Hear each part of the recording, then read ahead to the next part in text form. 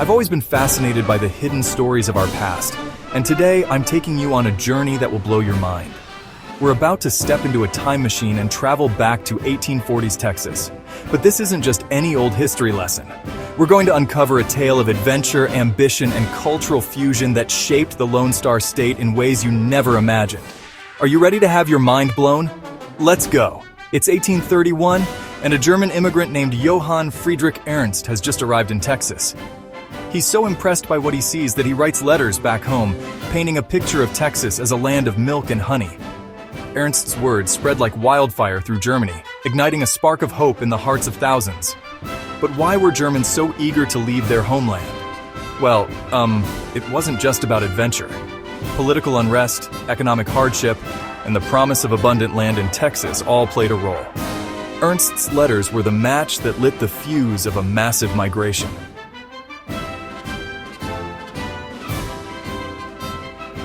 Now, let's fast forward to 1842. A group of German nobles inspired by Ernst's tales decide to form something called the Adelsverein. Sounds fancy, right? But what was it really? Well, it was like, a bunch of aristocrats sitting around a table, dreaming up a plan to create a new Germany in the heart of Texas. Ambitious? Absolutely. A little bit crazy? Maybe. But that's what makes history so fascinating. The Adelsverein's goal was twofold: to help struggling German farmers find a new life in Texas, and to establish a new market for German goods. But here's where it gets interesting. They weren't just sending over a few families. All right, buckle up, because we're about to witness one of the most epic journeys in American history. Thousands of Germans, armed with nothing but hope and a few possessions, set sail for Texas. But this wasn't your average cruise. We're talking weeks at sea, cramped conditions, and the constant threat of disease. And that was just the beginning.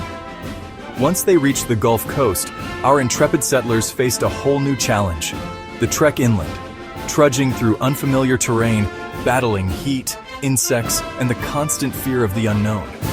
It's like a real-life version of Oregon Trail, but with more sauerkraut. But despite all these hardships, they persevered.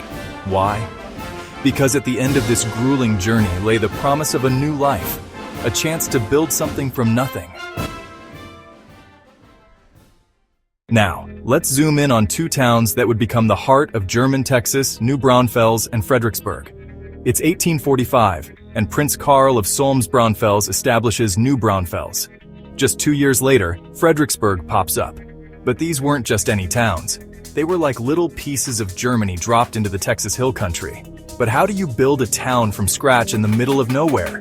Well, it takes grit, determination, and a whole lot of German efficiency. These settlers were master planners. They laid out their towns with precision, built solid homes and businesses, and even established schools and churches. It was like watching a real-life Sim City unfold, but with more lederhosen and less ability to use cheat codes. Now you might be thinking, okay, they built some towns, big deal.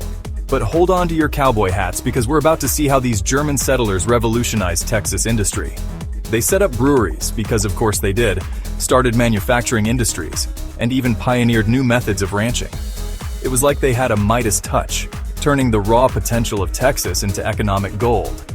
But the real question is, how did all this German influence shape the Texas we know today? All right, let's talk culture. When the Germans arrived in Texas, they didn't just bring their lederhosen and beer steins. They brought a whole way of life. But here's where it gets really interesting. What happens when German culture collides with Texan traditions? It's like a cultural Big Bang, and the results are fascinating. They learned to ride horses, wear cowboy hats, and even developed a taste for chili, though they probably still thought it needed more sauerkraut. The result?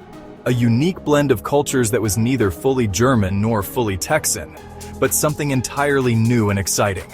Now, you might be thinking this all sounds too good to be true. And you'd be right, because we're about to hit some major speed bumps. First up, financial trouble. The Adelsverein, for all its grand plans, turned out to be pretty terrible at managing money. They overspent, underestimated costs, and before long, they were in deep financial trouble. But that wasn't the worst of it. Just as the German settlements were finding their feet, along came the Civil War. Now, here's where it gets really interesting. Most German settlers were against slavery and supported the Union. In Texas, during the Civil War.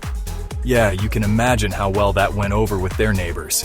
It led to tension, conflict, and in some cases, outright violence.